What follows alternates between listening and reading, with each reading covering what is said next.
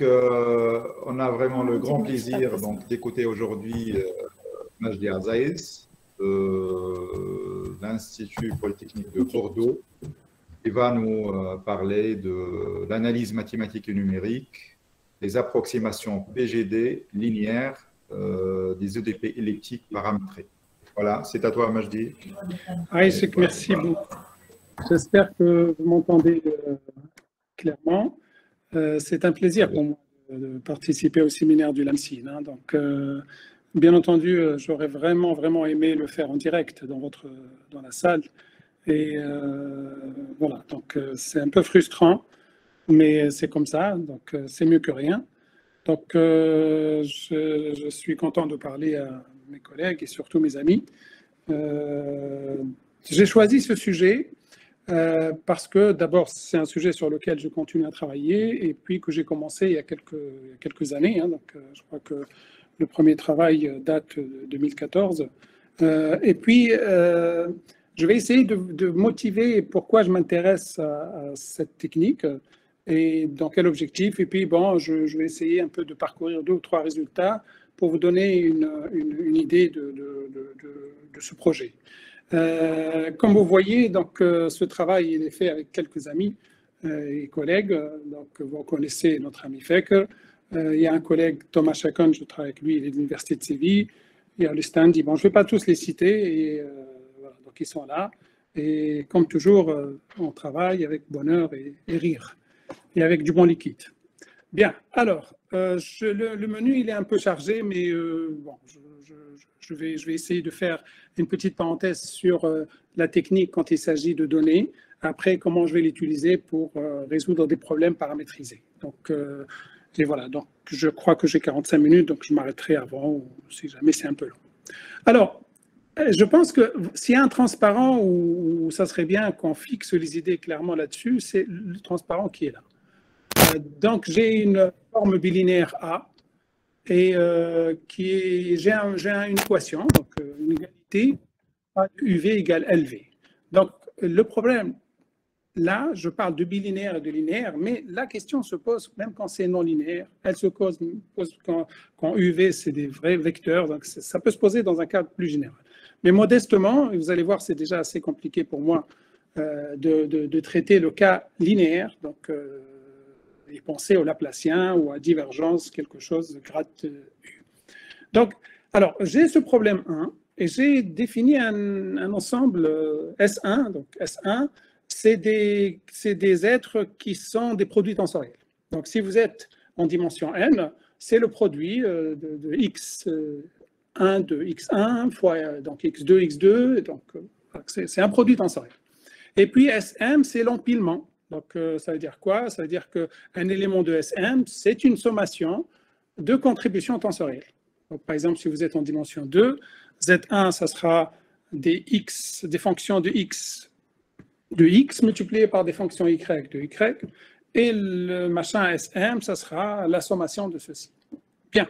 Des exemples de tensorisation, on pouvait imaginer, par exemple, je travaille sur des Chebyshev en X, des Chebyshev en Y, ou des sinus en X, sinus en Y. Donc voilà. Et la question vient, et qui est la clé de tout, c'est trouver la meilleure approximation UM dans SM, solution du problème 1.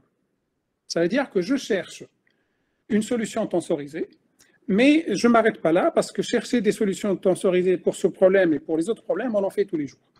Mais j'ajoute la question, la meilleure approximation. Alors, les choses, je vais commencer par la situation où A est l'identité. Alors, A est l'identité, et je cherche, donc vous avez une donnée F, la forme, la variationnelle est écrite là, mais vous pouvez voir le problème 2 qui réexprime mon souhait. C'est-à-dire, j'essaie d'approcher F par des produits tensoriels, une sommation de produits tensoriels, et je cherche la meilleure approximation. Là encore, si vous êtes avec 2 variables x, y, ou en l'occurrence ici, j'ai choisi xt parce que je fais de la mécanique des fluides, et j'ai des problèmes espace-temps, donc le 2, ça veut dire je cherche la meilleure approximation sous cette forme-ci. Et là, bien entendu, tout le monde connaît la réponse. Il s'agit, on peut construire la réponse en cherchant la dernière égalité, hein, chercher le minimum en choisissant la normale 2. Et on sait que la solution nous vient de la POD, la Proper Orthogonal Decomposition.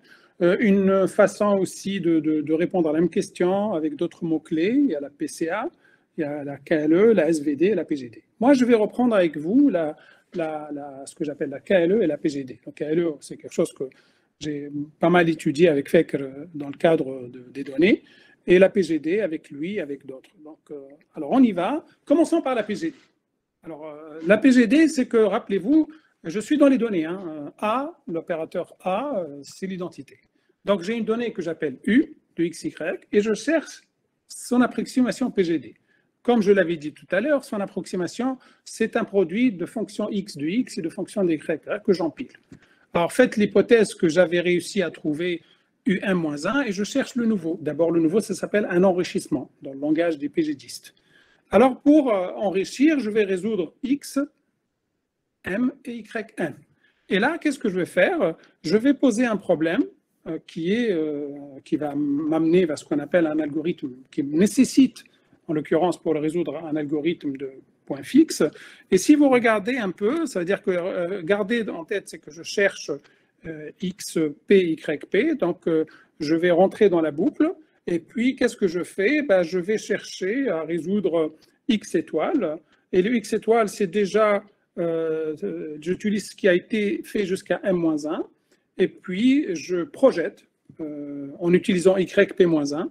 Et en même temps, je vais chercher yp en ayant résolu xp. Donc, normalement, l'écriture que vous devez écrire, c'est l'intégrale de x étoile, y étoile contre des fonctions test x', y' égale le résidu. Donc, je subdivise ça en deux parties, une en x et en y, et je fais un point fixe. Une fois j'ai convergé au point fixe, je rajoute la nouvelle contribution et j'ai la nouvelle solution. Donc, c'est un algorithme très simple, mais qui a l'avantage de pouvoir me chercher des x et des y. Alors, ce qui est intéressant, c'est que je l'ai fait par l'identité, mais au lieu de faire l'identité, j'aurais pu, au moment où je calcule le résidu, j'utilise le résidu venant d'un opérateur A, et au moment de résoudre, je résous A dans la direction X, A dans la direction Y et A dans la direction Y. Donc, je peux étendre le même algorithme-là en introduisant un opérateur A autre que l'identité.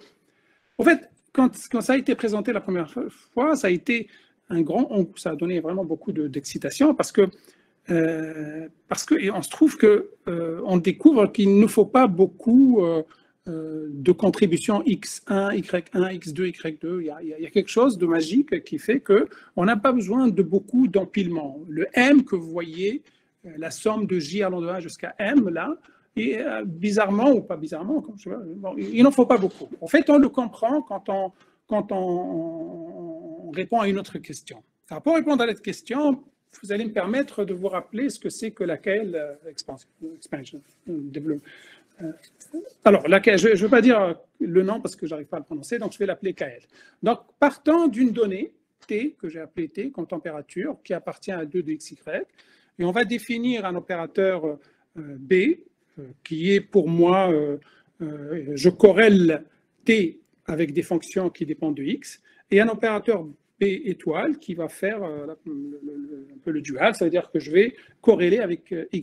Donc, j'ai l'information, je veux sortir l'information qui dépend de t, donc je fais l'intégrale de ti de x, y contre phi, et après je fais la même chose dans l'autre sens. Et j'introduis le produit B étoile B, c'est un opérateur intégral qui est défini de cette manière-là.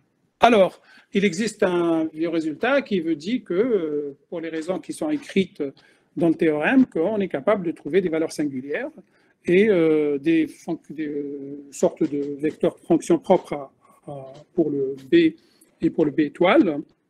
Et ce qui est intéressant, c'est que vous pouvez aussi montrer que la donnée de départ, T, elle se décompose comme sigma m, phi de m, phi de m. Jusqu'à là, tout va bien. Donc, ça, c'est des résultats connus. Et l'avantage, c'est que je peux tronquer. Et quand je tronque, Tm s'écrira la somme qui est là, s'arrêtant à capital M. Très bien.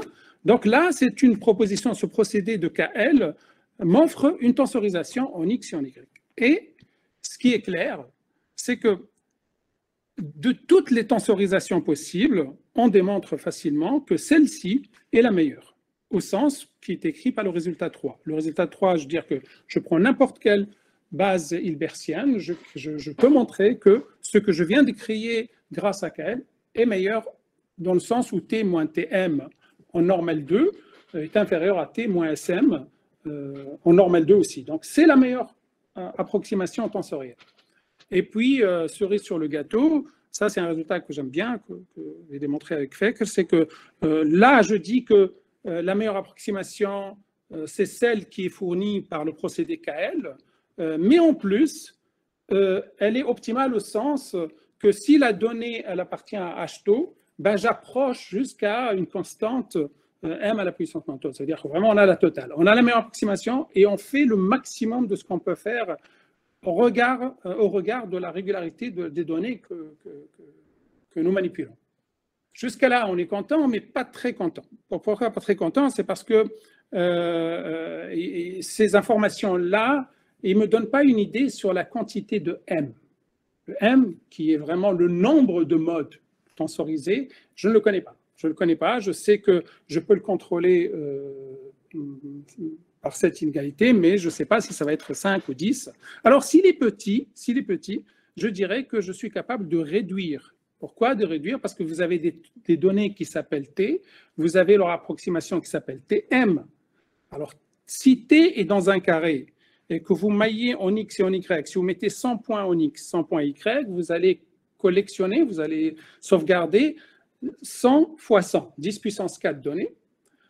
Si moi, je remplace T par Tm, ben Tm, de quoi j'ai besoin? Comme c'est tensorisé, j'ai besoin de M informations multipliées par X, par 100 plus 100. Donc, j'ai besoin de 200M. 200M est très petit devant 10 puissance 4 si M est petit. Et si M est petit, alors je peux dire que je jette T et je vais travailler avec Tm, et Tm s'appellera la réduction de mes données. Donc, c'est vraiment la réduction la plus proche de la physique, voilà. Donc, en tout cas, quand on fait des problèmes de type thermique ou de la mécanique du fluide, c'est quelque chose qui est très efficace. Je sais que c'est la solution très, très régulière. On voit que M a de fortes chances d'être très petit, mais ce résultat ne dit pas si M n'est pas régulière, alors est-ce que ça va être petit ou non. Donc, voilà. Donc, ça, c'est le Graal de pouvoir répondre a priori, non a posteriori, est-ce qu'une donnée est réductible ou non. Bien. Alors, je vais vous donner des exemples. Alors oui, pour finir, hein, excusez-moi, pourquoi finalement l'algorithme PGD qui a eu beaucoup d'engouement marchait bien? Mais en fait, on peut démontrer que le résultat que donne le PGD, la PGD qui est là dans ce transparent, c'est exactement les solutions de la méthode KL ou POD. C'est à une constante près, c'est la même chose. Et la démonstration n'est pas compliquée à faire. Donc, du coup, on comprend pourquoi la PGD marche, fonctionne bien. Donc, ça. Alors maintenant, je vais vous donner quelques résultats numériques parce que j'aime bien le numérique. Donc, je vais créer des données. Alors, pourquoi on s'est aventuré justement dans le même papier que vous voyez là à faire ça? C'est parce que on va faire ce que nous on appelle les données synthétiques. C'est-à-dire que je crée mes données en résolvant un problème, un modèle que je connais. Donc, en l'occurrence ici, je considère l'équation que vous avez devant vous, hein, donc, avec les coefficients de conduction et de transfert de heat transfer coefficient. Donc là, ce que je vais me donner une source et puis je collecte la solution que je vais résoudre avec la méthode qui vous plaît le mieux. En l'occurrence, je crois que moi j'avais fait des méthodes spectrales. Et j'obtiens la solution T et je fais fonctionner l'algorithme KL et je regarde sa tensorisation. Alors, let's go. Donc, voilà, j'ai pris 2 jeux de second membre, 2 jeux de sources et 2 solutions. Et une première source qui est tensorielle, exponentielle T fois x moins 0,4. Vous voyez très bien c'est infini. Et puis, une deuxième source qui est la même en mettant une valeur absolue. Donc, ça devient une source qui n'est pas assez infinie. Elle a une régularité assez limitée. Et pour chacune d'elles, j'ai la régularité de la solution associée. Donc, je sais quel est le taux du théorème précédent. Donc là, c'est les conditions de l'expérience numérique. Et puis après, j'appelle T1 la solution associée à S1, T2 la solution associée à S2.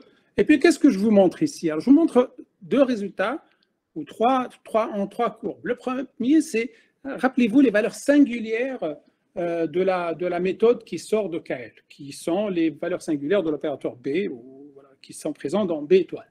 Et donc, je vois M, c'est le mode. Ça veut dire quand je prends qu'un seul produit tensoriel, j'enrichis avec 2, et voilà les valeurs singulières en fonction d'M. La première valeur singulière, elle vaut ça, et la dernière, elle vaut 10 puissance, elle vaut 0, quoi. Et puis, on a un comportement qui est exponentiel parce que je vous présente l'évolution, le module, la valeur absolue de cette valeur singulière en fonction de son rang. Et plus vous êtes loin, plus la valeur singulière elle est petite. Donc, pour nous, on dit que la valeur singulière qui, elle, renseigne sur l'information, en l'occurrence l'énergie qui est dans la solution, elle décroît exponentiellement. Et vous voyez que la solution T1 et T2, la solution T2 elle-même étant singulière, néanmoins, elle va fournir une valeur singulière qui descend très rapidement vers 0. Alors, qu'est-ce que je vous montre au-dessous? Je vous montre la solution exacte moins la solution approchée pour à gauche T1, à droite T2. Rappelez-vous que TM, c'est l'approximation utilisant la tensorisation issue du procédé KL, qui aurait donné la même chose si j'avais fait la PGD ou la SVD. Donc, je vois que aussi bien en normal 2 qu'en normal 1, j'ai une convergence exponentielle. Vraiment une convergence très, très rapide. Donc là, on est au-delà de ce qu'on espérait en termes de qualité de convergence. Et par exemple, si vous êtes en travail d'ingénieur, une approximation de l'ordre 10-4 vous suffira largement. Et si vous regardez 10-6, tiens, on est pratiquement à 3 modes. 3 modes, c'est pour une approximation comme la mienne, c'est vraiment presque pas de données, quoi. Donc moi, ma solution, je préfère la visualiser en utilisant les degrés de liberté associés à ces 3 modes et non pas tout le calcul, tous les degrés de liberté que j'ai utilisés pour calculer le problème initial, le problème direct. Donc, je suis vraiment dans l'exemple, certes naïf, mais assez représentatif de la réduction des données. Alors, un autre cas, c'est qu'on a pris une image, donc X, Y et les pixels, donc on a mis des valeurs pour désigner les images.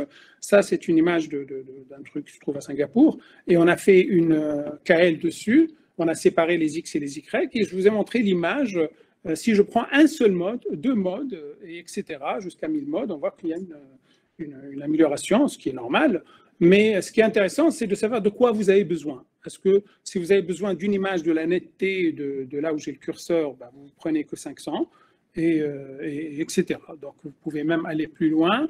Vous pouvez, on a fait des études pour voir, comparer et comprendre est-ce qu'on retrouve des structures fines à travers tout ça. Bon, c'est assez satisfaisant. Donc là, on est en train de faire une sorte de compression d'image. Alors ça, c'est un collègue qui travaille sur les gouttelettes. Donc, il a des gouttelettes qui, dans le temps, il change de structure. C'est hétérogène, c'est anisotrope même. Et je crois que c'est des trucs qui tombent sur une feuille d'oignon, pardon.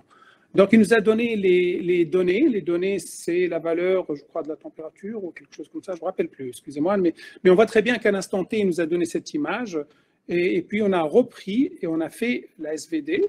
Donc, et puis, on a affiné avec d'autres paramètres parce que là, je ne vous cache pas qu'on n'est plus dans 2 variables. On est dans la variable de la conductivité, du temps et de l'espace. Donc, on a adopté une méthode qui ne sépare pas 2 variables, mais qui sépare plusieurs variables. On est dans la tensorisation. Et là, vraiment, c'est un peu plus compliqué. J'ai envie de vous dire que quand vous séparez un problème qui dépend de X et de Y, ou du temps et de X, c'est-à-dire vous séparez ce qu'on appelle bivariable, c'est faisable. On a toute l'articulation d'un problème avec 3 variables, ça devient très difficile. On perd l'optimalité et la question de chercher l'argmin est très difficile parce qu'on a ce qu'on appelle des minimums locaux et c'est vraiment, on se contente de ce qu'on peut trouver comme solution en jugeant par la qualité de la réduction. Donc, c'est assez pénible, mais on travaille dessus. Donc, tensoriser des données multidimensionnelles, ce n'est pas du tout simple, et contrairement à 2 données. Donc, tout ça, on l'a fait avec un code qui est en open source. Donc, on a écrit un outil numérique qui va chercher les données de logiciels et de MATLAB, de Notus. Donc, on récupère les données brutes de simulation numérique. Les 3 points de suspension, c'est parce qu'on peut même récupérer, quand c'est bien calibré, des données expérimentales. On rentre dans notre machine qui utilise des techniques quand c'est 2 variables de type POD.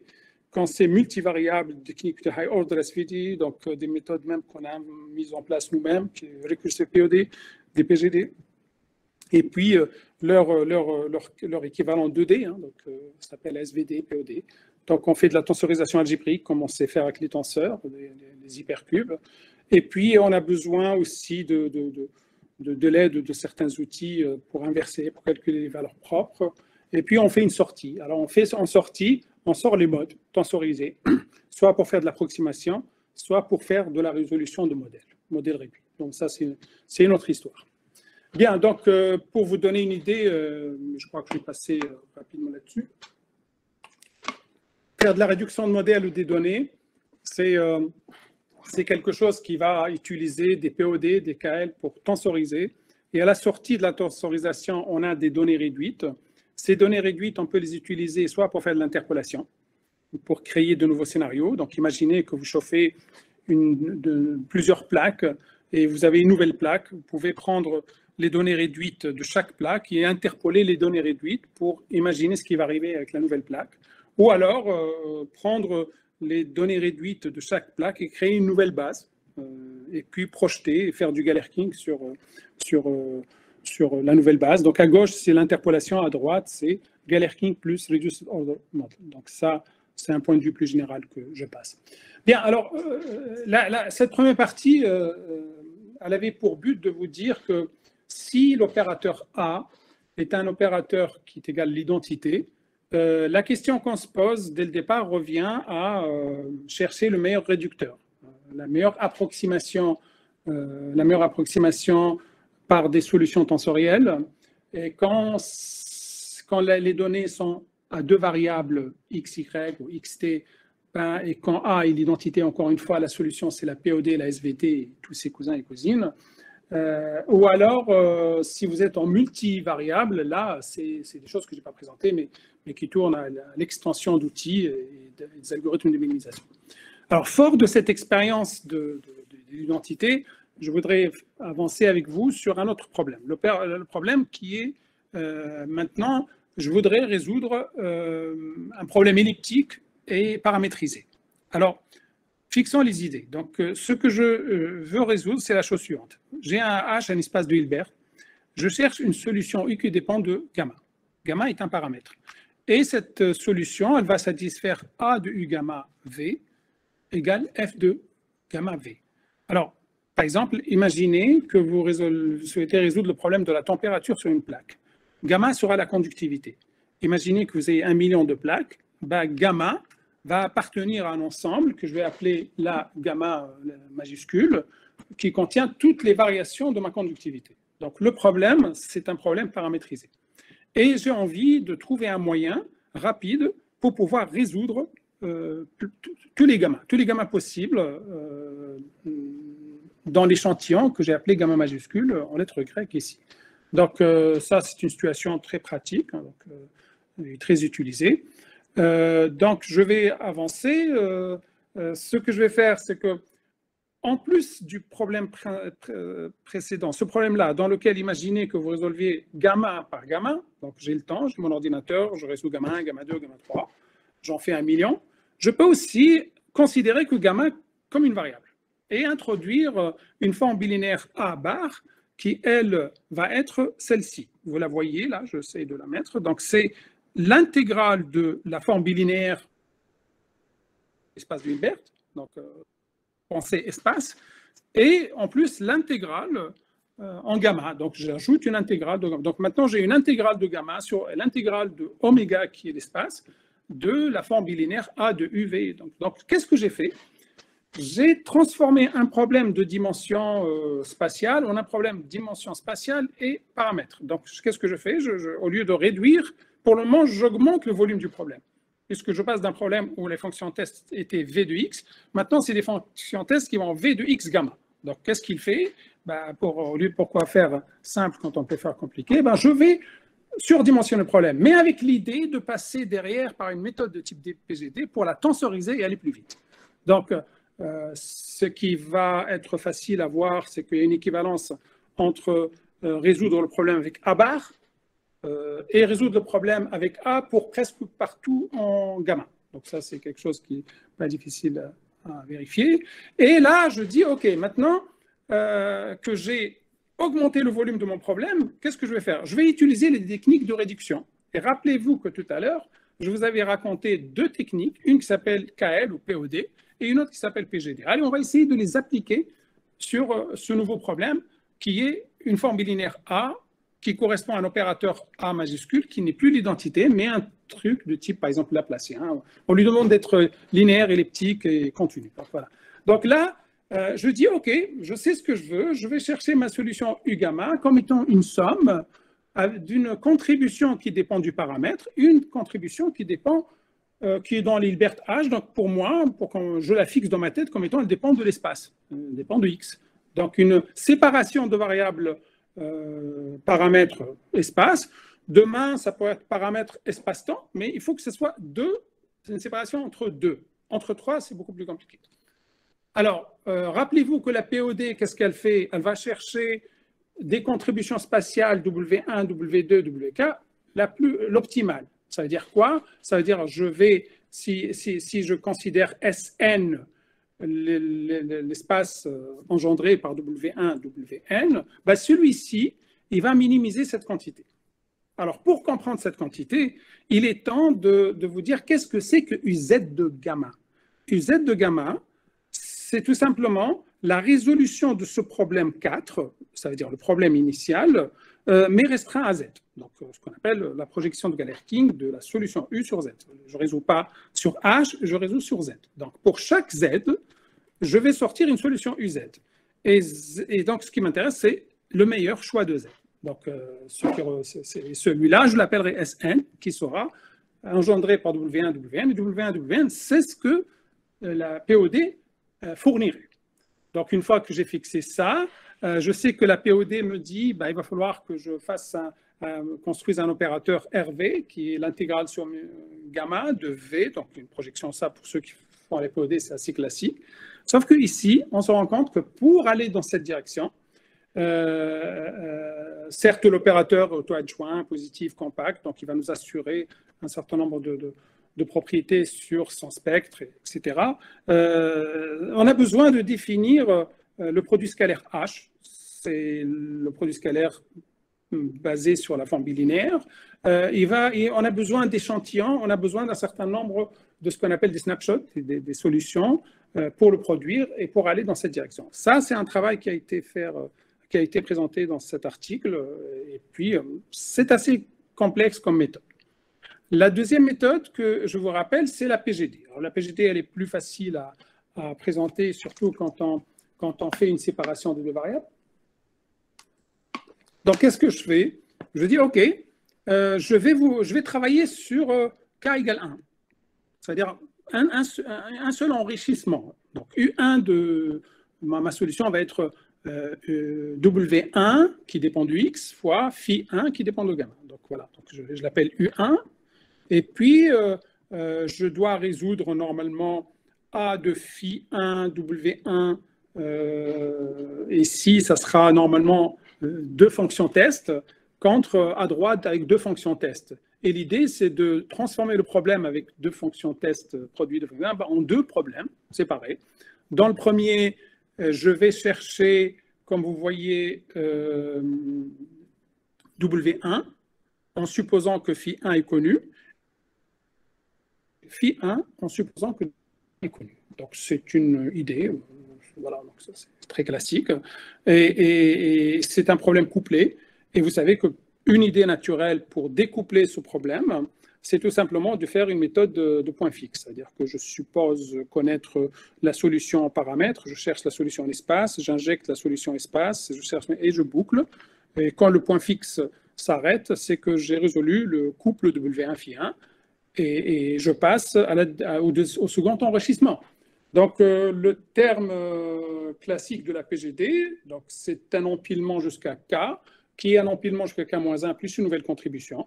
Et cette fois, la nouvelle contribution s'obtient avec le même procédé que tout à l'heure, sauf que le second membre, au lieu que ce soit la donnée F, c'est F moins le résidu. Donc voilà, c'est vraiment ça, c'est une méthode de PGD telle que je l'ai présentée dans la première partie de l'exposé qui est étendue à l'opérateur A pour ce problème paramétrique. Elle a été analysée par Antonio Falco et Antonio Noy qui ont travaillé là-dessus.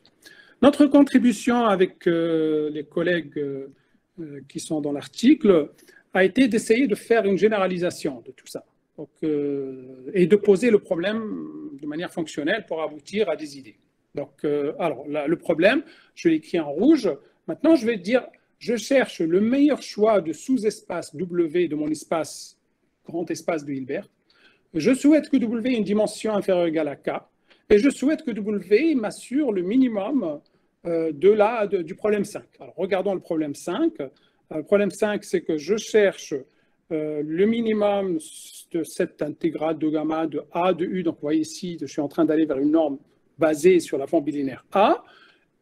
Sauf que je résous sur Z et je parcours tous les Z qui sont dans SK et SK est une dimension inférieure ou égale à K. Je vous avoue qu'en pratique, comme vous le verrez tout à l'heure, je vais me contenter de K égale 1. Ça veut dire qu'à chaque fois, je vais chercher juste une contribution en X. Je ne vais pas chercher une contribution une combinaison linéaire de 3 contributions, de 4 contributions. Je vais rester raisonnable. Donc la dimension pour moi, point de vue numérique, sera 1. Faire une dimension 2 et 3, c'est pas... Bon, bref. En tout cas, je l'ai essayé une fois parce que je voulais voir et je n'ai pas réussi à toucher vraiment la valeur ajoutée. Pour vous donner une idée, c'est que quand vous cherchez juste une contribution en X, non pas une combinaison linéaire de contribution en X, votre problème il est réduit et plus vous augmentez, plus il est... C'est comme si vous dites je cherche une solution orthogonale à une direction ou alors une orthogonale à la combinaison linéaire de 2 directions, 3 directions, 4 directions. Plus vous augmentez, normalement meilleur vous êtes, mais plus vous avez des calculs à faire dans votre démarche. Voilà. Donc, alors, revenons à mon problème P. Mon problème P, c'est celui-ci. Et donc, je n'ai pas la peine de redire. Et vous avez, encore une fois, qu'est-ce que c'est que UZ? C'est la solution du problème de départ pour un gamma donné et qui est résolu dans Z, qui non pas dans l'espace complet. Alors, il est, c'est pas la partie la plus difficile, de montrer que le W qui va assurer le minimum de celui-ci, c'est celui qui va assurer le maximum du produit scalaire de second membre contre UZ. Donc la démonstration tient compte de deux propriétés-là, mais sinon elle est dans l'article. Et puis, si je prends K égale 1, c'est le cas où je me suis aventuré à programmer numériquement. Donc si vous prenez K égale 1 et vous revenez au problème P, qui est là, on va pouvoir faire quelque chose. Parce qu'on va écrire que ceci correspond au minimum de la fonctionnelle que j'ai écrit ici. C'est là. Donc, ce que vous voyez là, s'il vous plaît, l'intégrale de gamma de tout ceci, c'est tout simplement A bar. Hein. Donc, et puis là, vous allez sortir vos conditions d'optimalité. Vous allez dériver par rapport à phi, par rapport à v. Et puis, vous allez sortir en écrivant que le gradient est nul. Vous allez vous retrouver chercher le minimum de ceci pour k égale 1. Il est facile de dire que je dois résoudre ces deux bêtes-là. Alors, et ça, ben, c'est la PGD. Donc, dans l'approche que nous proposons, une manière de faire quand k égale 1, ben, ça revient à identifier la PGD que j'ai présentée auparavant. Donc, la condition d'optimalité, on peut faire un pas en a de plus. Là, c'est un peu me faire confiance. C'est que l'une des conditions, elle est facile à réécrire et ça revient à ça. Bon, j'imagine que c'est incompréhensible, mais c'est vérifiable. Alors, un cas particulier, bien sûr, si A ne dépend pas du paramètre, on retrouve la POD classique et donc la PGD classique. OK, donc pour montrer, alors ce qui est intéressant, ce qui n'a jamais été fait, c'est montrer que par rapport au problème PGD, on a une solution. Donc nous, on l'a fait de cette manière, en mettant la question de PGD dans un cadre fonctionnel où on minimise une fonctionnelle A bar, en travaillant sur la forme bilinéaire A bar, on arrive à donner une première réponse. Donc la première réponse, c'est que le fait que ce problème P de départ est équivalent à ce problème P', et de démontrer que le problème P admet au moins une solution. On ne montre pas l'unicité, mais on montre au moins l'existence d'une solution au problème. OK, donc je vais revenir en arrière pour exploiter avec notre démarche à nous la version de la PGD. Donc, je cherche une solution U gamma qui va être la sommation d'une contribution du paramètre et W. Je fais la méthode qu'on appelle la déflation algorithme. Donc, c'est celle que j'ai montrée tout à l'heure. Je cherche et j'empile. W1, Phi1 est la solution d'un problème de minimisation. Et je suppose que j'ai réussi jusqu'à K-1 et je vais rajouter K. Et bien, donc le nouveau bienvenu là que je dois résoudre, bah, lui va minimiser A bar de quelque chose qui doit tenir compte de ce qu'on a déjà calculé. Donc c'est comme si on avait tenu compte du résidu. Donc, ça se résume, cette phrase que je viens de raconter revient à chercher le minimum de ça, alors que d'habitude on cherchait U, voilà. OK, donc là, qu'est-ce qu'on va faire? On a le résultat que vous voyez là, l'approximation UN qui provient de cet algorithme de déflation, cet algorithme de je résous, je fais un résidu, je rends une deuxième contribution, admet une solution qui converge fortement vers la solution attendue en L2. Donc, c'est un résultat qui était très intéressant pour la communauté qui travaille sur ce type de méthode. C'est que non seulement on montre que le procédé en question converge, mais converge fortement vers la solution qui est calculée en mélangeant les paramètres, en augmentant le problème. Hein, donc, voilà. Donc, pour résumer, je suis parti d'un problème où je dois résoudre pour chaque conductivité un problème de température. On a un problème où je mélange l'espace et température, donc je vais augmenter la taille, et je l'ai réduit par la méthode dite de PGD, et qui m'invite à résoudre des problèmes séparés. Hein. Donc ici, vous voyez, c'est un problème où je cherche des inconnus qui sont justes en espace, et un autre problème où je reste inconnu juste des paramètres. Donc ici, ma dimension, c'est espace. Ici, ma dimension, c'est paramètres. Et alors qu'au départ, j'avais augmenté le volume pour que ce soit ma dimension, c'est le nombre de paramètres fois le nombre d'espaces. Mais le gain va être arrivé d'abord combien il me faudra d'empilement, combien de contributions de ce style-là, et bien sûr, point de vue calcul, le coût du point fixe qui va me sortir de là. Mais en termes de réduction de données, ça revient vraiment à réduire en n paramètres, m paramètres fois plus le nombre de paramètres qui viennent, de degrés de liberté qui viennent de l'espace. OK, donc on continue. Ça, donc voilà. Donc là, j'ai envie de dire, OK, j'ai compris, je suis capable de ramener ce problème en un ensemble, une collection de problèmes tensorisés, et je me base sur une méthode clé qui s'appelle la méthode de point fixe. Mais quand vous la regardez, c'est plutôt ALS, c'est Alternate Last Square, donc je la replonge, et je dis, OK, rappelez-vous que je dois chercher le minimum sur des fonctionnels de type contribution spatiale fois contribution de paramètres. Donc, vous voyez, on est dans le H tensoriel L2 de mu, de la fonction J de phi. Donc, ça correspond à ce que je vais résoudre. Hein. Et donc, si je pars de phi n, je dois trouver Wn plus 1, qui est solution d'un minimum, cette fois, sur le Hilbert. Et une fois que j'ai trouvé celui-ci, de manière séparée, je vais chercher... donc, pardon, là, on cherche le minimum. Oui, donc, je cherche phi n plus 1. Non, là, je cherche le minimum qui va m'assurer la solution de V. Et là, je cherche le minimum qui va m'assurer la solution en de problèmes tensorisés séparés. Donc, ce qui est écrit ici, donc, on a deux problèmes d'optimisation, chacun admettant une solution unique.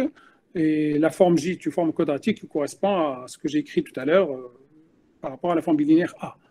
Bien, donc pour le cas que je vous ai montré, il se trouve qu'un avantage supplémentaire, c'est que quand je vais résoudre le phi n plus 1, qui est la solution en paramètres, la solution est pratiquement explicite.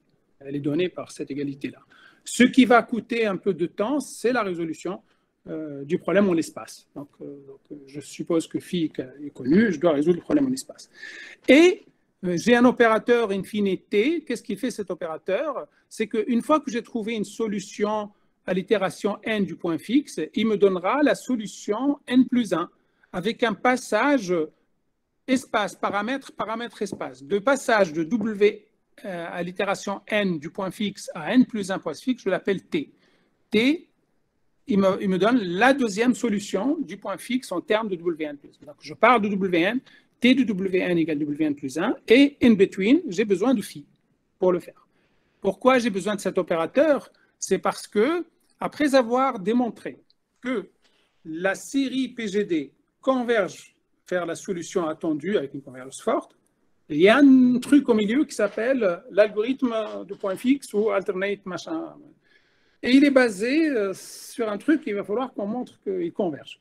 Donc là, ça a été un travail qu'on a fait par la suite, puisque avec des hypothèses sur la norme de données F, avec des hypothèses sur le fait que à chaque fois j'enrichis, je ne suis pas zéro, mais sachez que si je suis zéro, c'est que je n'ai plus rien à enrichir, donc j'ai convergé. Donc c'est ce que j'appelle, c'est-à-dire je suis loin de zéro de epsilon près. J'ai introduit un coefficient qui s'appelle ρ, qui est la différence entre l'intensité de la solution F divisé par alpha et epsilon. Donc alpha, il doit être quelque part, je crois que c'est lié à la continuité de l'opérateur. Je peux montrer que j'ai un résultat qui est T2Z sur 2Z moins W, qui est inférieur à C fois ρ carré. Alors, autrement dit, je pense qu'il est plus facile de traduire avec vous le set. Ça veut dire que si votre solution s'appelle W, Wn moins W sera borné par cette constante C, ρ carré à la puissance n, W0 moins W. Donc, c'est un résultat de convergence.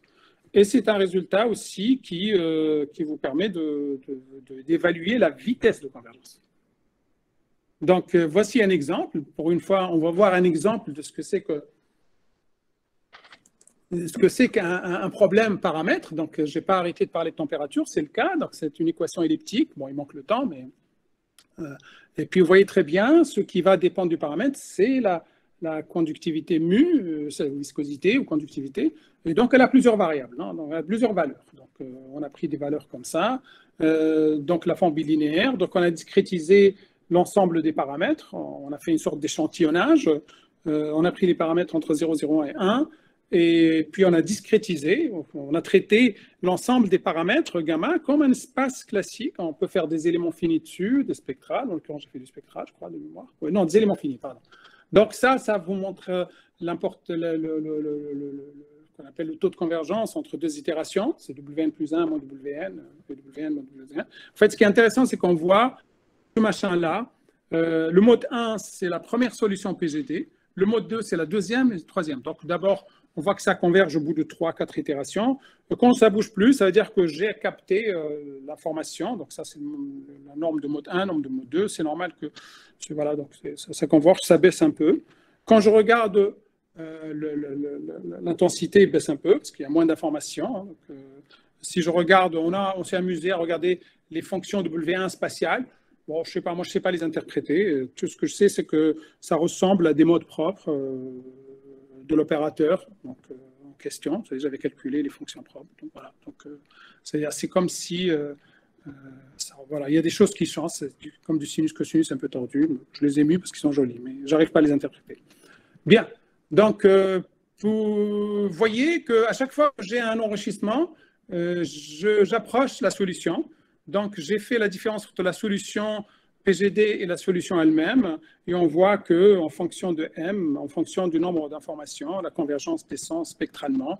Et donc, avec 6 modes, j'ai pratiquement une approximation de solution de départ à 10-8. Quand ça marche, c'est extrêmement puissant, extrêmement intéressant.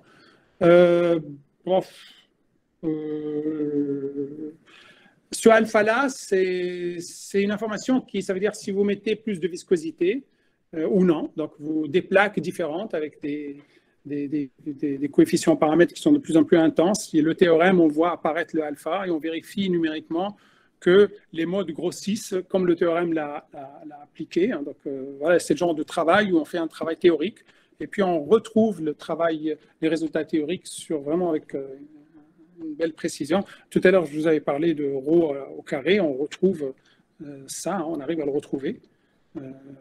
Voilà, donc je vais peut-être arrêter ici parce qu'il y a déjà beaucoup d'informations. Hein. Donc, ça, c'était, je ne vais pas juste vous montrer, mais rappelez-vous que je cherche des modes. Je fais des modes PGD. Chaque mode est résolu de manière numérique. Imaginons que je connaisse les modes continus, les modes exacts. On s'intéresse à la convergence du mode 1 vers le mode 1 de la solution exacte. C'est le mode PGD exact de la solution continue. Et donc, alors, qu'est-ce qu'on a fait? On a fait la totale. On a montré que la série PGD converge fortement. On a montré que l'algorithme qui point fixe converge. On a étudié sa vitesse de convergence. Et maintenant, on veut prendre chaque mode PGD que j'approche par une méthode d'éléments finis. Et bien, spatialement, ce mode PGD élément fini convergera vers le mode du problème, son équivalent continu.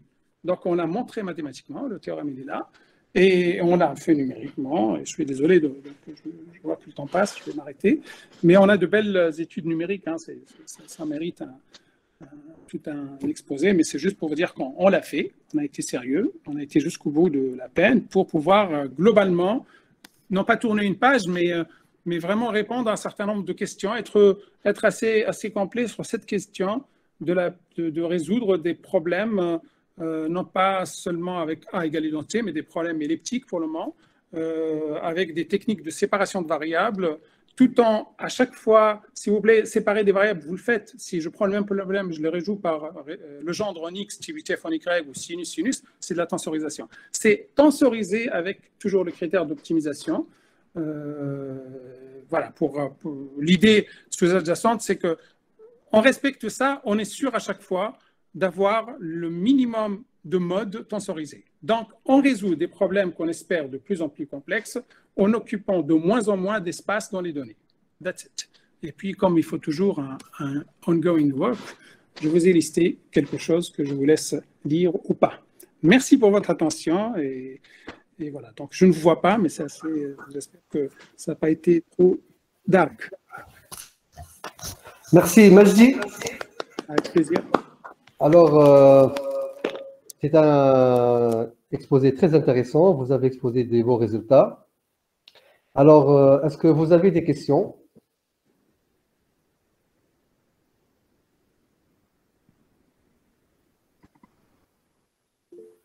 Oui, Emel.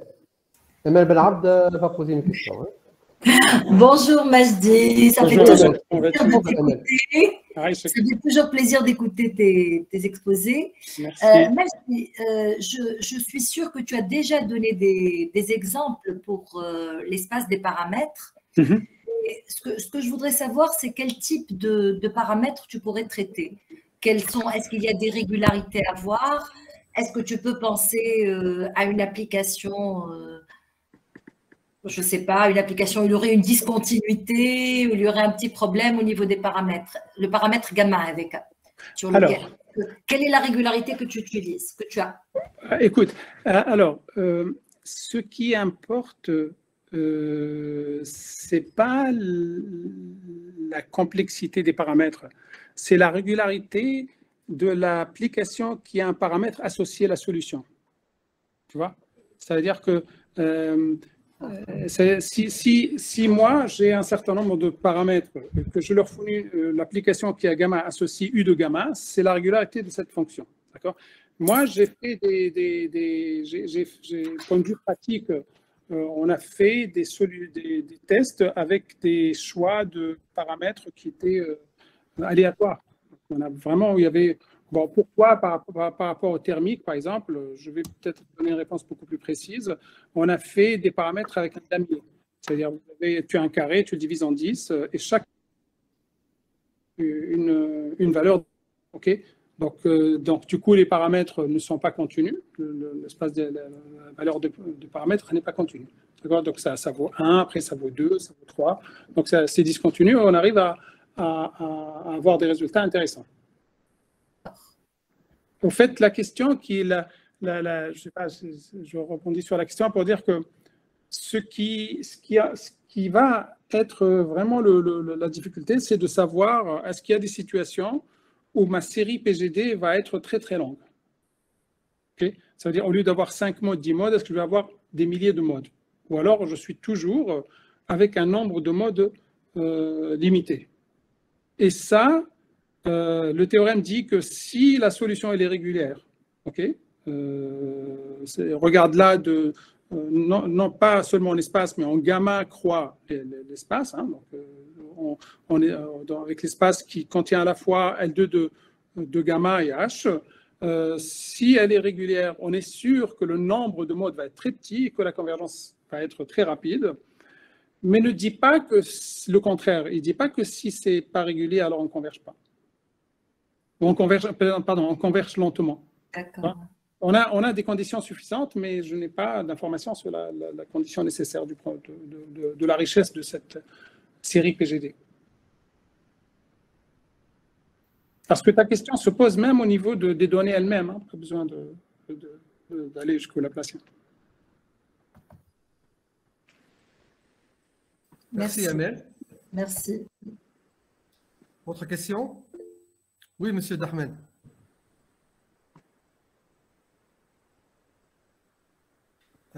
Vous activez le son, monsieur Dahmed. Dahmed, je ne t'entends pas. Le micro n'était pas ouvert, je suis désolé. Je t'en prie, vas-y. Je suis désolé. Non, je pose une question vraiment naïve, mais ça va dans le sens dans lequel j'ai compris des choses. D'accord. Donc finalement, ce que tu viens de dire et de répéter à Amel, c'est que ce sont les petites fréquences qui gouvernent ton process. Ce sont les petites fréquences. Absolument. Voilà. Absolument. Ça, à mon sens, ça provient seulement, je dis bien seulement, quand le phénomène est non linéaire. Ça provient quand le phénomène non linéaire. Parce que quand c'est linéaire, je veux dire, ça se passe de la même façon. Tu as besoin de temps de calcul sur tous les modes. Alors, je n'ai rien compris. Si. Non, ce que tu dis, par exemple, je comprends, par exemple, là, voilà, excuse-moi d'ouvrir une parenthèse. C'est que, par exemple, quand on fait de la réduction de modèles pour faire du contrôle, on va dans le sous-espace là où on a l'instabilité. D'accord? Ça veut dire si tu as ta solution, même stationnaire, instable, tu vas chercher les valeurs propres qui te montrent, je crois qu'ils ont leur partie réelle négative, non? Okay. Oui. Et tu vas là-bas, tu vas dire voilà mon sous-espace et je projette ce sous-espace. Et ça marche. Donc ce que tu dis est vrai. Okay? Et moi, chez moi, ce qui va qu'on appelle contrôler, est-ce que la convergence elle-même va être rapide ou lente, ce n'est pas nécessairement la non-linéarité du problème. Je ne sais pas pourquoi, mais c'est lié à quelque chose de bizarre.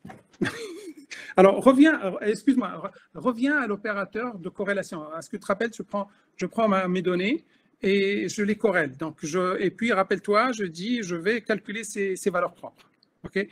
Et ces valeurs propres, quand tu regardes leur intensité, c'est cette intensité qui, elle, va dire l'information, est-ce qu'elle est dans 2 modes ou 3 modes ou 4 modes. Okay?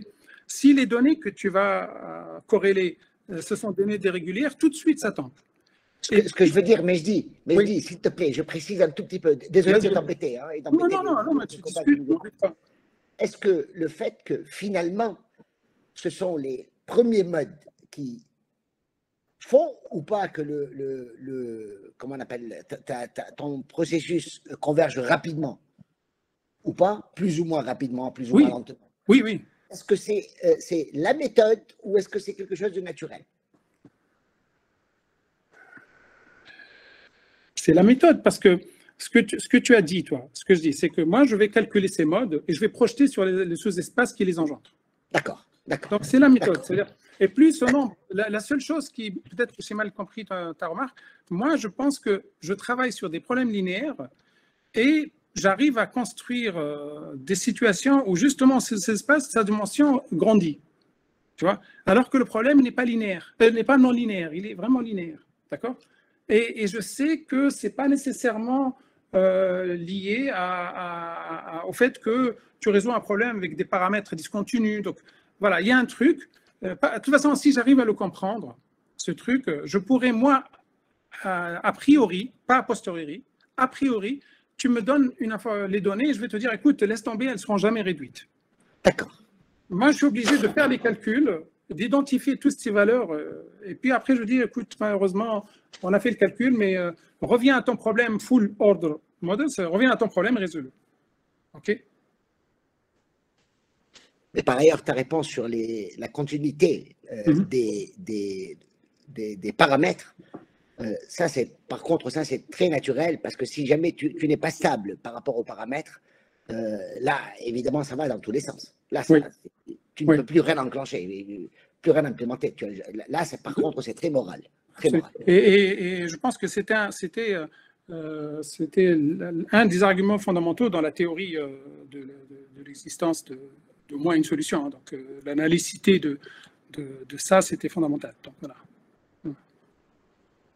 Ah bah, je peux t'assurer que j'ai beaucoup appris là. Merci Majdi. Merci Majdi. Merci M. Dahmed. Autre question?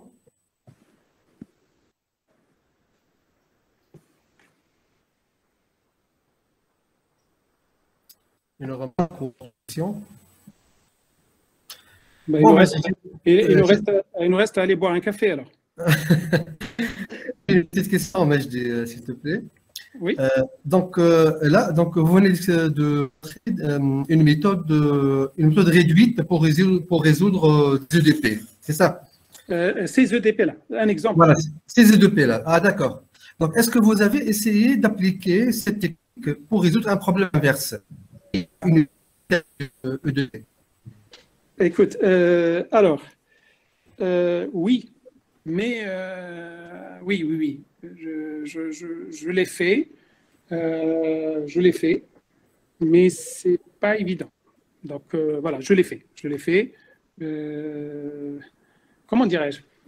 Est-ce que le coût de calcul est réduit dans la résolution? Oui, tant que ça marche, le coût de calcul est réduit. Alors, je vais te répondre à quelque chose. Imagine que tu utilises une méthode d'inversion qui, à chaque fois, va… Surtout, je l'ai vécu en commençant une expérience avec les problèmes de contrôle et en faisant des algorithmes de contrôle, c'est que tu as identifié ta base réduite. Ouais. Tu es débrouillé pour avoir ta base réduite. Quand tu fais ton algorithme, il peut parfois te pousser à calculer une solution qui ne peut pas être calculée avec la base que tu as. Donc, il faut que tu enrichisses ta base. C'est comme si tu dis, je calcule ce que je disais tout à l'heure, des fréquences, des petites fréquences, et puis tu dis, mais il me faut une autre fréquence qui n'est pas dans le modèle réduit. Donc, je n'ai pas, je t'avoue que j'ai fait un ou deux résultats de pôle inverse qui étaient très, très bien adaptés. Qui est très, très bien. Donc, on ne peut pas, mais je sais qu'il y a beaucoup de gens qui écrivent maintenant des projets pour dire qu'on va résoudre… Là, par exemple, je suis en train de travailler sur la possibilité d'utiliser les modèles réduits pour réduire la taille des équations de Riccati. Tu vois, et sans passer par l'idée de résoudre les équations de Riccati. Donc,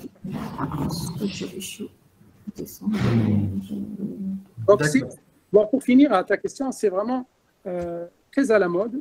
De plus en plus de gens maintenant, ils parlent de ça, soit pour réduire les données, soit pour réduire les modèles. Et le problème, c'est que moi, je pense qu'à partir du moment où le problème devient non linéaire, il devient RAID, c'est très difficile. Parce que toute la technique est basée sur on manipule des vecteurs, donc on travaille sur des espaces vectoriels infinis, et avec des données qui viennent de problèmes non linéaires et qui ne sont pas dans un espace vectoriel, qui sont dans des variables. Donc tu peux, une courbe, tu l'approches avec une droite, mais tu ne peux pas l'approcher globalement avec une droite.